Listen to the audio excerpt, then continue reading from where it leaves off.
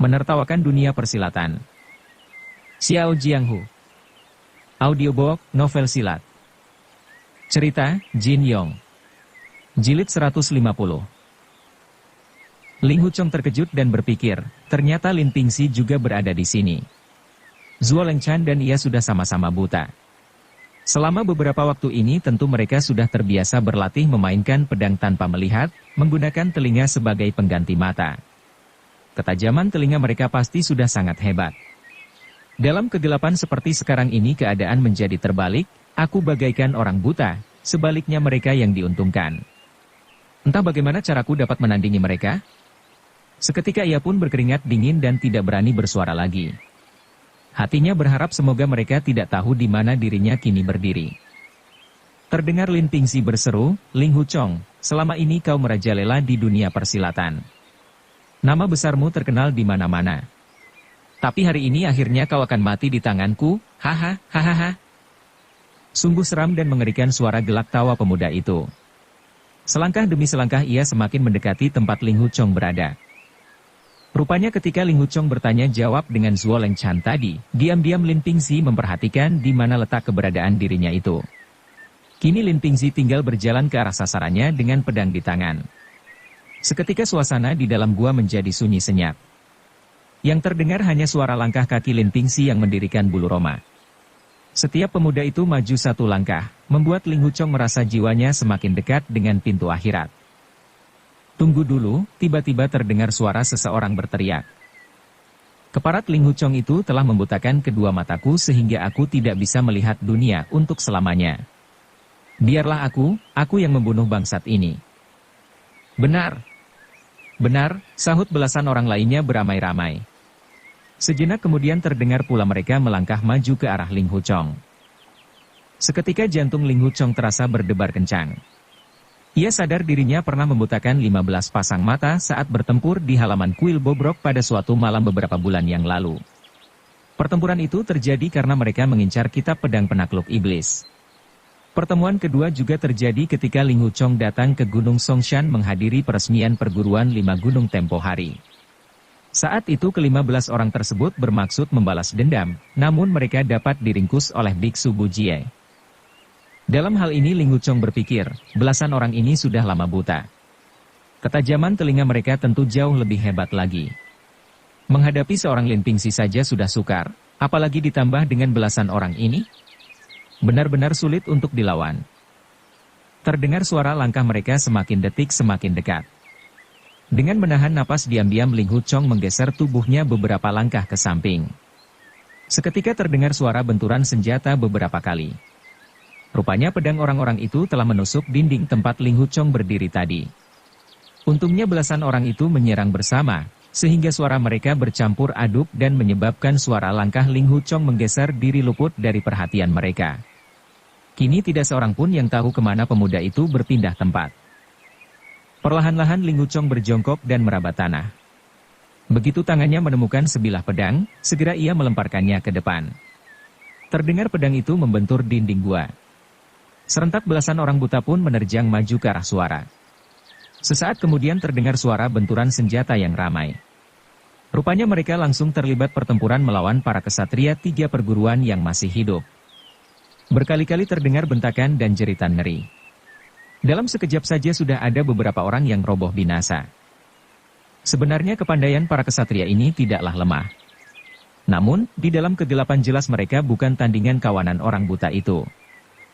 Di tengah suasana ribut tersebut Ling Huchong lantas bergeser lagi beberapa langkah ke kiri dan meraba-raba dinding gua di sekitar situ. Setelah yakin tiada orang lain maka ia lantas berjongkok dan merenung, Zuo Lengchan membawa Lin Pingxi dan kawanan orang buta itu kemari. Jelas dia sengaja memasang perangkap untuk mengurung semua orang di dalam gua ini. Kemudian dalam keadaan gelap gulita, ia mengerahkan kawanan orang buta itu untuk membinasakan semuanya. Hanya saja, dari mana dia dapat mengetahui letak gua rahasia ini? Sejenak kemudian ia pun menemukan jawaban, benar sekali. Tempo hari di Gunung Songshan adik kecil memainkan jurus-jurus yang terukir di dinding gua ini untuk mengalahkan para tokoh terkemuka dari perguruan Taishan dan Hengshan. Kalau adik kecil pernah datang kemari, tentu Lin Pingxi juga pernah kemari. Tiba-tiba terdengar suara Lin Pingxi berteriak mengolok-olok, "Ling Huchong, kenapa kau tidak berani memperlihatkan diri? Dasar pengecut! Orang gagah macam apa kau ini?" Seketika Ling Huchong merasa gusar. Segera ia bermaksud melabrak pemuda itu, namun dengan cepat dapat menahan diri. Ia berpikir, sebelum aku dapat menemukan Ying Ying, untuk apa aku harus mengadu nyawa dengannya? Apalagi aku sudah berjanji kepada adik kecil untuk menjaga baik-baik orang bermarga Lin ini. Bila aku bertempur dengannya dan mati terbunuh tentu rasanya konyol.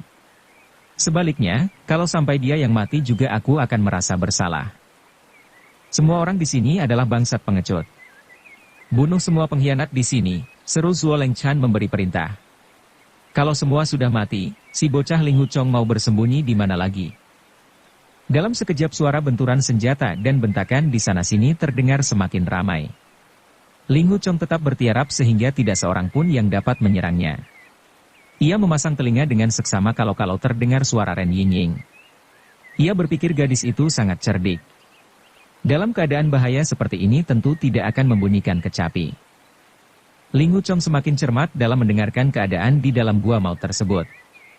Ternyata pertempuran antara para kesatria melawan kawanan orang buta ini terjadi sedemikian hebatnya. Sambil bertempur riuh ramai terdengar pula suara bentakan dan caci maki.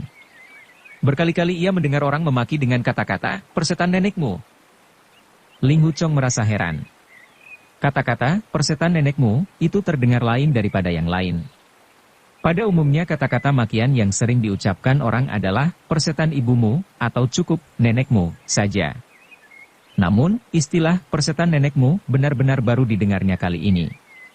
Ia berpikir apakah mungkin orang yang memaki itu berasal dari suatu daerah tertentu yang biasa menggunakan istilah demikian? Namun, setelah diperhatikan lagi, akhirnya Ling Huchong menemukan sesuatu yang aneh. Apabila ucapan persetan nenekmu itu dilontarkan oleh dua orang secara bersamaan, maka untuk selanjutnya senjata kedua orang itu lantas berhenti. Sebaliknya, kalau yang memaki, persetan nenekmu, hanya satu orang, maka pertarungan pun terus saja berlangsung. Setelah dipikir lagi, Ling Huchong akhirnya paham. Rupanya makian ini adalah semacam kata sandi di antara orang-orang buta itu untuk membedakan mana kawan dan mana lawan, demikian ia berpikir. Dalam kegelapan tersebut semua orang bertempur secara serabutan. Tentu saja sangat sulit membedakan kawan atau lawan. Namun, orang-orang buta itu telah menggunakan kata sandi sebelum mereka menyerang. Apabila dua orang bertemu dan sama-sama mengucapkan, persetan nenekmu, maka itu berarti mereka saling bertemu kawan sendiri. Namun, apabila ucapan, persetan nenekmu, tidak dibalas dengan istilah yang sama, maka tanpa ragu si orang buta pun melancarkan serangannya, dan tak lama setelah itu korban kembali berjatuhan. Setelah mengetahui rahasia serangan kawanan orang buta itu, perlahan-lahan Ling Huchong berdiri sambil menyilangkan pedangnya di depan dada. Didengarnya suara makian, persetan nenekmu, itu semakin lama semakin ramai. Sebaliknya, suara benturan senjata dan suara bentakan dengan istilah lain semakin mereda. Jelas orang-orang perguruan Songshan, Taishan, dan Hengshan semakin banyak yang terbunuh. Namun, selama ini ia tetap tidak mendengar suara Ren Yingying sedikit pun. Ia menjadi khawatir jangan-jangan Ren Yingying benar-benar telah terbunuh olehnya dirinya sendiri. Namun, di sisi lain ia juga bersyukur gadis itu tidak menjadi korban keganasan kawanan orang buta tersebut. Ling Huchong lantas merenung, murid-murid Songshan telah mendengar tentang gambar-gambar jurus pedang leluhur perguruan mereka terukir di dinding gua ini. Mereka pun berbondong-bondong datang kemari untuk melihat. Hanya karena tidak meminta izin terlebih dulu, mereka lantas dihukum mati tanpa ampun oleh Zuo Lengchan. Pasti ia juga bermaksud membunuhku, namun tidak tahu kalau aku berada di mana.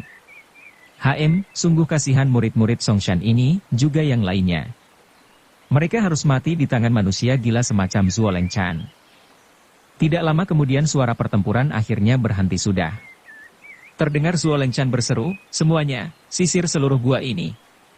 Kalau ada yang masih hidup, segera dibunuh saja." "Baik," sahut kawanan orang buta itu. Mereka lantas berpencar sambil menebas dan mengayunkan senjata ke segala arah. Suara sambaran angin tajam terdengar menderu-deru di sana-sini. Sebanyak 2 kali pedang orang-orang buta itu hampir mengenai tubuh Ling Huchong, namun dapat ditangkisnya sambil ikut memaki, "Persetan nenekmu." Ternyata suaranya yang dibuat-buat agak serak dan kata-kata makiannya yang meniru itu telah membuat jiwa Ling Huchong lolos dari maut.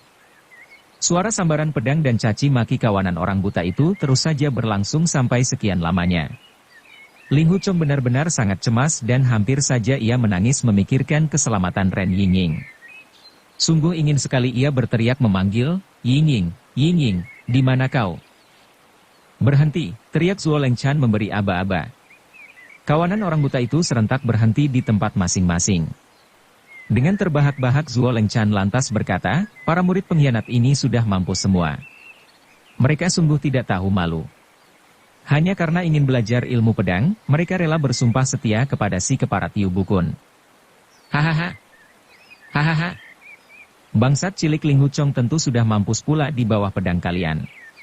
Hahaha. Ling Huchong, di mana kau? Apa kau sudah mampus? Hah? Ling Huchong terdiam tanpa menjawab sedikit pun sambil menahan napas. Zuo Lengchan melanjutkan, Pingxi, hari ini orang yang paling kau benci sudah mampus. Tentu kau merasa puas, bukan? Semua ini berkat rencana matang dari saudara Zuo, jawab Lin Pingxi. Benar-benar perangkap yang sempurna. Mendengar itu Ling Huchong berpikir, jadi Zuo Lengchan dan Lin Pingxi sudah mengangkat saudara. Mereka memang pantas menjadi saudara. Rupanya demi mendapatkan kitab pedang penakluk iblis, Zuo Lengchan bersikap sedemikian baik kepada bocah ini. Terdengar Zuo Lengchan berkata, tapi kalau terowongan rahasia menuju gua ini tidak kau ceritakan padaku, maka sulit bagiku untuk menyusun rencana dan membalas dendam. Lin Pingxi menyahut, sayang sekali, dalam kekacauan tadi aku tidak dapat membunuh si bangsat Ling Huchong dengan tanganku sendiri. Ling Huchong merasa heran mengapa Lin Pingxi begitu membencinya. Terdengar Zuo Lengchan menjawab dengan suara tertahan, tidak penting siapa yang telah membunuhnya, semua sama saja. Sejenak kemudian ia kembali memberi aba-aba. Sekarang marilah kita keluar dari sini. Mungkin si kepala Tiu Bukun sedang berada di luar gua. Selagi matahari belum terbit marilah kita beramai-ramai mengeroyoknya. Dalam kegelapan malam tentu kita bisa menang.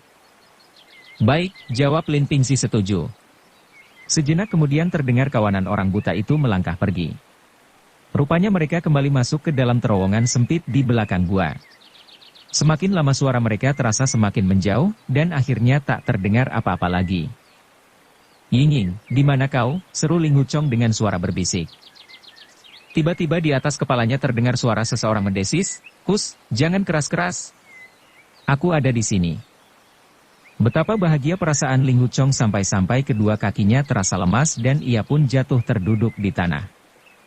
Ketika kawanan orang buta tadi mengamuk secara ganas, maka yang paling aman adalah bersembunyi di tempat yang tinggi sehingga tidak terjangkau oleh pedang musuh. Hal ini sebenarnya sangat mudah diketahui. Namun, dalam keadaan sedemikian gawat semacam tadi, pikiran semua orang menjadi bingung sehingga sama sekali tidak memikirkan hal demikian. Ren Yingying lantas melompat turun. Segera Ling Huchong membuang pedangnya dan langsung memeluk erat-erat tubuh kekasihnya itu. Keduanya sama-sama bahagia dan saling mencucurkan air mata. Perlahan-lahan Ling Huchong mencium pipi si Nona dan berbisik, kau benar-benar membuatku khawatir setengah mati. Dalam kegelapan Ren Yingying tidak menghindari ciuman tersebut. Dengan perlahan ia menjawab, ketika kau memaki dengan kata-kata persetan nenekmu, seketika aku lantas mengenali suaramu. Ling Huchong tertawa geli dan kemudian bertanya, kau sendiri tidak terluka, bukan? Tidak, jawab Ren Yingying. Tadinya aku sangat khawatir karena menusuk seorang perempuan. Aku takut kalau-kalau telah menusukmu. Tapi setelah itu aku lega karena mendengar suara kecapi yang terputus-putus, ujar Ling Huchong. Kau sama sekali tidak dapat membedakan suaraku dengan suara perempuan lain. Sudah seperti ini kau masih berani bilang senantiasa memikirkanku, jawab Ren Yingying sambil tersenyum. Tapi setelah itu suara kecapi tidak terdengar lagi. Aku takut jangan-jangan kau memang terluka parah sehingga tidak mampu memetik kecapi lagi, lanjut Ling Huchong. Ren Yingying berkata, sebenarnya sejak tadi aku sudah melompat ke tempat tinggi itu. Khawatir diketahui orang, aku tidak berani bersuara memanggilmu. Maka, aku hanya bisa melemparkan uang logam ke arah kecapi yang tertinggal di tanah, dengan harapan kau akan mengetahui keberadaanku. Oh, ternyata demikian. Aku tidak pernah menduganya. Aku sungguh bodoh, pantas dipukul, ujar Ling Huchong sambil menampar pelan pipinya sendiri. Ai, Nona Ren sungguh bernasib sial mendapatkan calon suami yang bodoh ini. Waktu itu aku hanya merasa heran, mengapa kecapi yang kau bunyikan itu tanpa irama? Kenapa pula tidak kau mainkan lagu kahyangan biru, atau menertawakan dunia persilatan? Ren Yingying masih membiarkan tubuhnya dipeluk Ling Huchong. Ia menjawab, memangnya aku seorang dewi kahyangan, bisa memainkan lagu hanya dengan melemparkan uang logam dalam kegelapan? Kau memang seorang dewi kahyangan, sahut Ling Huchong sambil tertawa. Begitu mendengar pujian ini Ren Yingying berusaha meronta namun Ling Huchong memeluknya lebih erat. Pemuda itu lantas bertanya, mengapa lemparanmu tadi hanya terdengar beberapa kali saja? Mengapa kau tidak membunyikan kecapi lagi? Aku terlalu miskin, jawab Ren Yingying dengan tertawa. Hanya itu saja uangku yang tersisa di saku. Setelah kulemparkan ke bawah, habis sudah.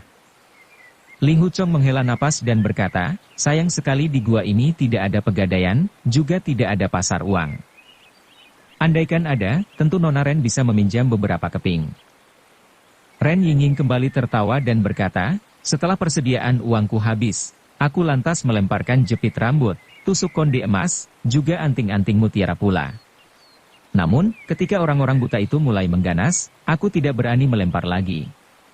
Pendengaran mereka sudah pasti jauh lebih tajam. Tiba-tiba terdengar suara seseorang tertawa sinis di mulut terowongan sempit. Seketika Ling Huchong dan Ren Yingying berteriak kaget. Dengan tangan kiri ia merangkul si Nona sedangkan tangan kanannya memungut kembali pedangnya di tanah. Setelah itu Ling Huchong lantas membentak, siapa di situ? Pendekar Ling Hu, ini aku, sahut orang itu dengan nada dingin. Suara ini jelas suara Lin Pingxi. Menyusul kemudian terdengar pula suara langkah kaki banyak orang muncul dari terowongan sempit tersebut. Rupanya kawanan orang buta tadi telah kembali lagi ke dalam gua utama. Diam-diam Ling Huchong memaki dirinya sendiri yang terlalu ceroboh.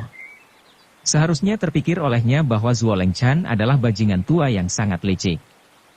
Setelah membantai para kesatria di dalam gua mana mungkin dia pergi begitu saja? Tentu tadi dia hanya pura-pura berlalu bersama para begundalnya, namun diam-diam bersembunyi di terowongan untuk mendengarkan gerak-gerik di dalam gua. Lantaran dapat berkumpul kembali dengan Ren Yingying setelah melewati saat-saat berbahaya tadi, Ling Huchong menjadi lupa daratan dan tidak ingat bahwa musuh tangguh setiap saat mungkin akan muncul kembali. Tiba-tiba Ren Yingying berbisik sambil menarik lengan pemuda itu, naik ke atas. Bersama-sama mereka berdua pun meloncat ke atas. Sejak tadi Ren Yingying bersembunyi di atas batu karang yang mencuat pada dinding gua. Maka, meski dalam kegelapan ia masih ingat di mana letak batu karang tersebut dan dapat hinggap lagi di atasnya dengan tepat. Sebaliknya, Ling Huchong yang tidak tahu menahu hanya meloncat mengikuti si Nona. Tanpa sadar kakinya telah menginjak tempat kosong, dan tubuhnya pun jatuh kembali ke bawah. Untungnya, Ren Yingying sempat menarik sebelah tangannya dan membawanya naik ke atas. Batu karang yang menonjol pada dinding gua itu luasnya kurang dari 1 meter. Ling Huchong dan Ren Yingying berkumpul di situ bisa dikatakan kurang leluasa. Diam-diam Ling Huchong merasa bersyukur kekasihnya dapat bertindak dengan cepat. Dengan berdiri di atas karang tersebut tentu tidak mudah dikepung dan dikerubut oleh kawanan orang buta itu. Kedua setan cilik itu meloncat ke atas, terdengar Zuo Lengchan berkata, "Ya, di depan sana," sahut Lin Pingxi. "Ling Huchong, apakah kau akan terus bersembunyi di sana seumur hidup?" seru Zuo Lengchan membentak. Namun, Ling Huchong diam saja tanpa menjawab. Ia sadar sedikit saja bersuara tentu tempat persembunyiannya bersama Ren Yingying akan segera diketahui musuh. Tangan kanannya tetap menghunus pedang dan tangan kiri merangkul pinggang Ren Yingying yang ramping. Sebaliknya, Ren Yingying juga memegang pedang pendek di tangan kiri, dan merangkul pinggang Ling Huchong dengan tangan kanan. Kedua orang itu merasa sangat puas dan terhibur, karena mereka dapat berkumpul bersama. Sekalipun hari ini harus mati juga takkan menyesal. Antara hidup dan mati. Kembali terdengar Zuo Lengchan berseru, "Bola mata kalian dibutakan oleh siapa? Apa kalian sudah lupa?" Serentak belasan orang buta itu menjadi murka. Mereka merongrong kemudian melompat ke atas sambil mengayunkan pedang serta menusuk secara serabutan. Ling Huchong dan Ren Yingying diam saja. Serangan belasan orang buta itu sia-sia dan tidak mengenai sasaran. Ketika orang-orang buta itu melompat lagi untuk yang kedua kalinya, salah seorang di antara mereka hanya berjarak 1 meter di depan batu karang menonjol tersebut. Ling Huchong yang dapat merasakan hembusan angin yang dibawa orang buta itu, segera menusukkan pedangnya ke arah tersebut. Seketika orang buta itu pun menjerit ngeri karena dadanya tertusuk pedang lawan dan ia pun jatuh terbanting ke tanah. Seorang musuh buta telah tewas, namun hal itu juga membuat tempat persembunyian Ling Huchong dan Ren Yingying dapat diketahui. Serentak beberapa orang buta pun melompat ke atas untuk menyerang bersamaan. Batu karang yang menonjol itu tingginya 3-4 meter dari permukaan tanah. Kawanan orang buta yang melompat ke atas tentu membawa hembusan angin menyambar tajam. Meskipun dalam suasana gelap gulita, Ling Huchong dan Ren Yingying dapat dengan jelas merasakan hembusan angin tersebut. Maka, keduanya pun menyongsong serangan mereka dengan senjata masing-masing, sehingga dua orang buta kembali tertusuk dan menjadi korban. Untuk sementara orang-orang buta lainnya menjadi gentar. Mereka sama-sama menengadah ke atas sambil mencaci maki, namun sedikit pun tidak berani menyerang lagi. Beberapa saat kemudian, tiba-tiba angin kencang menyambar tiba. Terdengar ada dua orang melompat dari kanan dan kiri. Segera Ling Huchong dan Ren Yingying menusukkan pedang masing-masing. Maka, terdengarlah suara 4 pedang beradu dengan keras. Kali ini Ling Huchong merasa lengannya pegal-pegal, bahkan pedangnya hampir saja terlepas dari genggaman. Jelas yang datang menyerang dirinya adalah Zuo Lengchan sendiri. Sementara itu, Ren Yingying terdengar menjerit kesakitan karena pundaknya terluka oleh pedang musuh. Hampir saja ia terpeleset jatuh ke bawah. Untungnya Ling Huchong sempat merangkul pinggang gadis itu lebih kencang. Zuo Lengchan dan rekannya kembali meloncat untuk melancarkan serangan.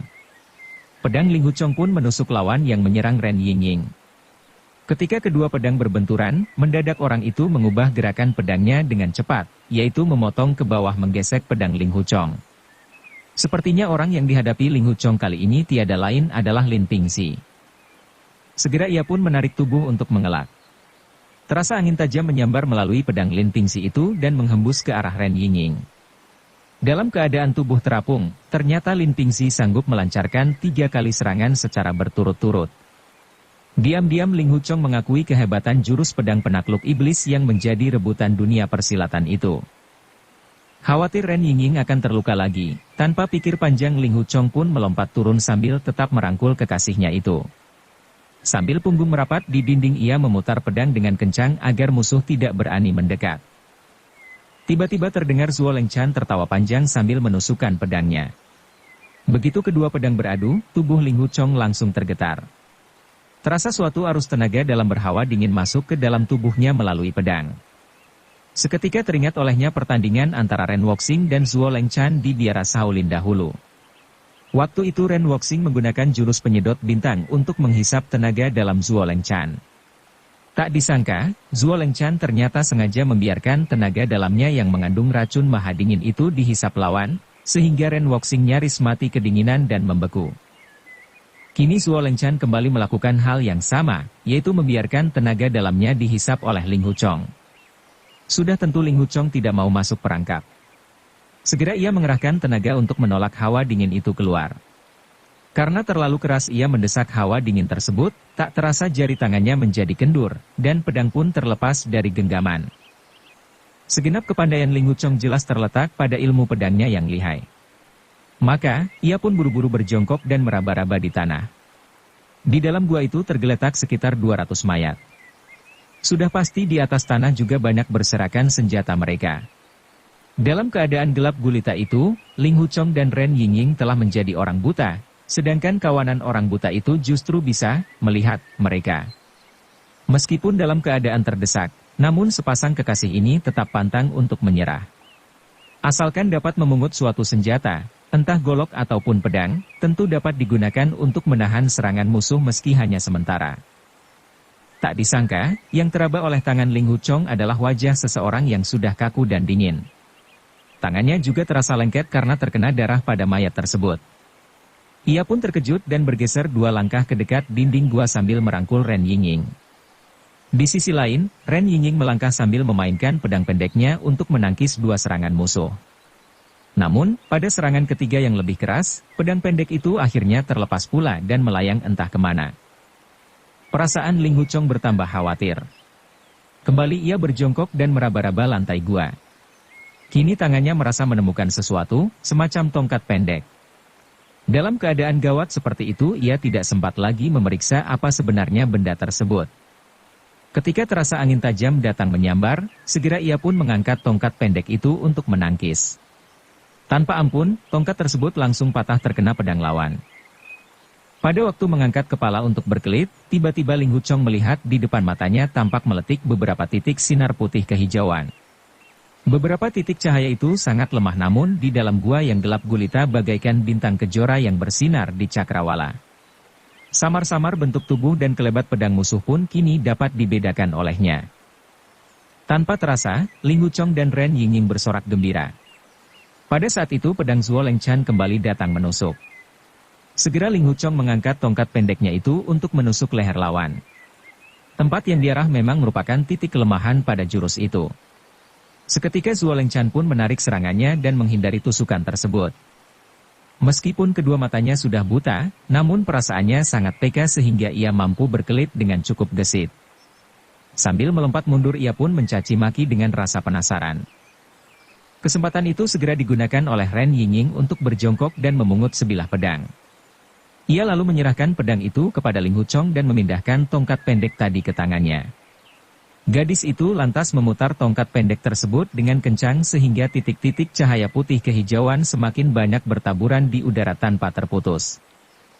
Seketika semangat Ling Huchong pun bangkit menyala.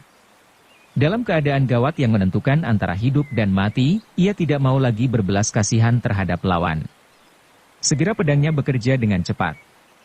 Sambil mulutnya memaki, "Persetan nenekmu, kontan seorang buta tewas tertusuk dan roboh."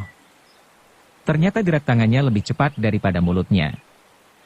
Baru 6 kali ia memaki, "Persetan nenekmu," ternyata sudah 11 orang buta sisanya sudah mati berjatuhan di tanah. Kawanan orang buta itu rupanya terlalu polos. Ketika mendengar suara, "Persetan nenekmu," masing-masing mengira sedang berhadapan dengan kawan sendiri sehingga tidak melakukan perlawanan. Sebelum orang-orang itu sempat berpikir lebih banyak lagi, tahu-tahu pedang Ling Huchong sudah menusuk leher mereka. Seketika jiwa mereka pun melayang menemui sang nenek di alam sana. Menyadari hal ini Zuo Lengchan dan Lin Pingxi menjadi kebingungan. Mereka pun bertanya-tanya dengan gelisah, "Ada apa? Apakah ada api?" "Benar," bentak Ling Huchong sambil menyerang Zuo Lengchan 3 kali. Rupanya Zuo Lengchan sudah sangat terlatih bertarung menghadapi serangan musuh menggunakan telinga. Berturut-turut ia dapat menangkis ketiga serangan Ling Huchong tersebut. Sebaliknya, Ling Huchong merasa lengannya pegal-pegal. Kembali terasa suatu arus hawa dingin menyalur masuk melalui pedangnya saat beradu dengan senjata musuh. Tiba-tiba terlintas suatu pikiran dalam benak Ling Huchong. Segera ia pun berdiri tegak dan menahan senjata. Sedikit pun tidak bergerak lagi. Karena tidak mendengar gerak-gerik lawan, Zuo Lengchan menjadi kelabakan. Dengan gelisah ia memutar pedangnya secara cepat untuk melindungi segenap titik penting pada tubuhnya. Sementara itu, Ren Yingying masih terus memutar tongkat pendek di tangannya. Berkat percikan titik cahaya yang bertebaran keluar dari tongkat tersebut, Ling Huchong dapat membedakan musuh dengan cukup jelas. Perlahan-lahan ia lantas menjulurkan pedangnya ke arah lengan kanan Lin Pingxi, sedikit demi sedikit mendekati sasaran. Lin Pingxi memiringkan kepala untuk mendengarkan serangan lawan. Akan tetapi, pedang Ling Huchong itu bergerak dengan sangat perlahan, sedikit pun tidak menimbulkan suara. Begitu ujung pedang tersebut sudah tinggal beberapa senti saja di depan sasaran, mendadak Ling Huchong pun mendorongnya dengan sangat cepat. Seketika semua urat pada lengan kanan Lin Pingxi putus sudah. Lin Pingxi menjerit keras. Pedangnya pun terlepas dari genggaman dan jatuh ke tanah. Dengan kalap ia menubruk maju. Namun, pedang Ling Huchong kembali bekerja. Kini kedua kaki Lin Pingxi yang tertusuk olehnya. Tanpa ampun, pemuda itu pun roboh terguling sambil mencaci maki penuh kebencian. Sewaktu Ling Huchong berpaling ke arah Zuo Lengchan, di bawah titik-titik cahaya yang remang-remang ia melihat gembong perguruan Songshan yang sudah buta itu sedang mengertakkan gigi. Wajahnya terlihat beringas menakutkan. Tangannya terus saja mengayun-ayunkan pedang dengan sangat gencar. Namun, sehebat apapun ilmu pedangnya tetap bukan tandingan ilmu 9 pedang dugu. Sesaat Ling Huchong merenung, manusia ini adalah biang keladi kekacauan di dunia persilatan. Dosanya tidak dapat diampuni lagi. Usai berpikir demikian tiba-tiba ia berteriak nyaring dan pedangnya pun bekerja dengan sangat cepat. Dalam sekaligus Zuo Lengchan langsung terkena 3 tusukan.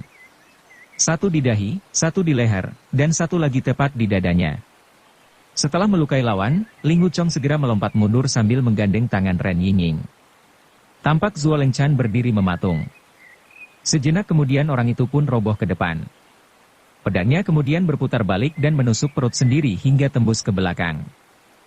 Setelah perasaannya agak tenang, Ling Huchong mencoba memandangi tongkat pendek di tangan Ren Yingying yang memercikkan titik-titik sinar putih kehijauan tersebut. Cahaya ini sangat lemah sehingga tidak jelas benda apakah sebenarnya tongkat tersebut. Khawatir kalau Lin Pingzi kembali melakukan serangan kalap, segera Ling Huchong mengayunkan pedang memutus semua urat di lengan kiri pemuda itu. Kemudian ia pun menggeledah beberapa mayat untuk mencari pemantik api. Berturut-turut 2 orang telah digerayanginya, namun tidak terdapat apapun di saku baju mereka. Tiba-tiba terlintas suatu pikiran di benaknya, dan ia pun memaki, "Persetan nenekmu. Manusia buta sudah tentu tidak membawa pemantik api segala." Pada mayat kelima barulah Ling Huchong menemukan pemantik api. Segera ia membakar sehelai kain sebagai pengganti obor. Begitu keadaan menjadi lebih terang, pasangan itu langsung menjerit bersamaan, karena tongkat pendek yang dipegang Ren Yingying ternyata sepotong tulang paha yang sudah sangat tua.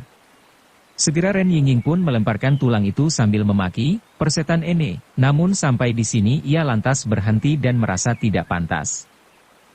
Melihat tulang paha tua itu Ling Huchong langsung paham dan berkata, "Yingying, jiwa kita telah tertolong oleh tetua dari agama sucimu." "Tetua dari agamaku?" tanya Ren Yingying tidak mengerti. Ling Huchong pun bercerita, lebih dari 100 tahun yang lalu 10 orang tetua sekte matahari dan bulan pernah menyerbu ke Gunung Huashan. Namun, mereka justru terjebak dan terkurung di dalam gua ini untuk selamanya dan akhirnya mati penasaran. Yang tertinggal dari mereka saat ini hanyalah senjata dan tulang belulang saja. Tulang yang kau pegang tadi adalah tulang paha, entah berasal dari tetua yang mana. Setelah diam sejenak ia lantas melanjutkan, tanpa sengaja tulang paha ini kuambil dari tanah dan kugunakan untuk menangkis serangan pedang Zuo Lengchan. Untung saja Zuo Lengchan memotongnya sehingga tulang ini langsung memercikkan sinar putih kehijauan. Tulang ini sudah berusia ratusan tahun dan mengandung api setan di dalamnya. Sesungguhnya yang dimaksud dengan api setan adalah cahaya yang ditimbulkan oleh fosfor yang dikandung dalam tulang tersebut. Tulang yang sudah berusia tua itu mengandung banyak fosfor yang tentunya baru saja menyerap cahaya obor yang tadi menerangi gua. Cahaya tersebut kemudian dipendarkan dalam percikan-percikan api setan putih kehijauan yang kemudian menyelamatkan jiwa Ling Huchong dan Ren Yingying. Ren Yingying menghela napas lega. Ia lantas memberi hormat ke arah potongan tulang paha tadi dan berkata, "Mohon maaf atas ketidaktahuanku. Ternyata aku berhadapan dengan tetua agama sendiri." Ling Huchong lantas menemukan 2 buah obor dan segera menyalakannya. Setelah keadaan semakin terang, ia pun berpikir dengan perasaan gelisah, entah bagaimana nasib Paman Gurumo. Apakah beliau dapat selamat dari kekacauan ini? "Paman Gurumo! Paman Gurumo!" seru Ling Huchong memanggil-manggil. Namun, ia sama sekali tidak mendengar jawaban dari ketua perguruan Hengshan tersebut. Mengingat keadaan tadi sedemikian kacaunya, Ling Huchong merasa tiada harapan lagi bagi Tuan Besar Mo untuk tetap selamat. Dengan perasaan pilu ia terkenang kebaikan Tuan Besar Mo selama ini kepadanya. Ia pun memandangi mayat para kesatria yang tergeletak di dalam gua tersebut, namun sangat sulit untuk mengetahui yang mana jasad Tuan Besar Mo berada. Dengan perasaan sedih Ling Huchong merenung, "Kami baru saja lolos dari kematian. Namun, keadaan di dalam gua ini masih cukup berbahaya. Aku harus segera mengajak Yingying pergi. Kelak bila keadaan sudah aman, aku akan kembali lagi kemari untuk mencari jasad Paman Mo dan menguburkannya secara layak." Usai berpikir demikian Ling Huchong lantas menggendong tubuh Lin Pingzi dan melangkah memasuki terowongan sempit menuju keluar gua. Ren Yingying pun memungut kecapinya yang sudah rusak berlubang-lubang dan juga pedang pendeknya, lalu berjalan di belakang kekasihnya tanpa banyak bertanya. Rupanya ia paham kalau Ling Huchong pernah bersumpah untuk memenuhi wasiat terakhir Yuling San, yaitu selalu menjaga Lin Pingzi dari bahaya yang mengancam. Perlahan-lahan mereka menyusuri terowongan sempit yang dulu digali oleh tetua sekte iblis tersebut. Dengan penuh kewaspadaan Ling Huchong menyiapkan pedang di depan dada. Ia berpikir Zuo Lengchan yang licik itu mungkin saja menyuruh orang lain berjaga di terowongan tersebut. Tak disangka, sampai di ujung terowongan ternyata tiada seorang pun yang terlihat. Perlahan Ling Huchong mendorong batu penutup terowongan tersebut. Seketika matanya terbelalak silau. Rupanya matahari telah terbit sejak tadi, dan ini berarti pertempuran di dalam gua maut tersebut telah cukup banyak memakan waktu. Tidak hanya di dalam, bahkan di luar terowongan pun tidak terdapat seorang pun begundal Zuo Lengchan. Segera Ling Huchong melompat keluar dan menarik tubuh Lin Pingxi dari lorong sempit tersebut. Disusul kemudian Ren Yingying melompat pula. Betapa nyaman perasaan mereka setelah menghirup udara segar. Mereka merasa saat ini benar-benar sudah berada di tempat yang aman, yaitu di gua kecil tempat para murid perguruan Huashan menjalani hukuman perenungan. Ren Yingying bertanya, ketika dihukum oleh gurumu, apakah kau tinggal di gua kecil ini? Benar, sahut Ling Huchong. Bagaimana menurutmu? Ren Yingying tersenyum menjawab, menurutku kau tidak mungkin bermeditasi, tapi menghabiskan waktu bersama. Sebenarnya ia hendak menyebut, adik kecilmu, namun segera berhenti karena takut membuat Ling Huchong kembali berduka. Ling Huchong lantas berkata, di sini pula aku mendapatkan pelajaran ilmu pedang dari kakek guru Feng. Entah beliau masih tinggal di sekitar sini atau tidak. Semoga kesehatan beliau baik-baik saja. Beliau pernah bersumpah tidak akan menemui orang Huashan lagi. Tapi, bukankah aku sudah dipecat dari perguruan Huashan? Ren Yingying menyahut, ayahku sangat mengagumi kehebatan ilmu pedang beliau. Kalau begitu, mari kita bersama mencari beliau. Ling Huchong segera menyarungkan pedangnya dan meletakkan tubuh Lin Pingxi di dekat mulut gua. Kemudian ia pun melangkah sambil menggandeng tangan Ren Yingying. Akan tetapi, baru saja keluar dari gua tersebut, tiba-tiba suatu benda berkelebat di atas kepala mereka, sepertinya menimpa turun ke bawah. Dengan cepat mereka berdua pun melompat untuk menghindar. Namun sayang sekali sudah terlambat. Benda yang meluncur ke bawah tersebut ternyata sebuah jala yang sangat besar dan langsung membungkus rapat tubuh mereka berdua.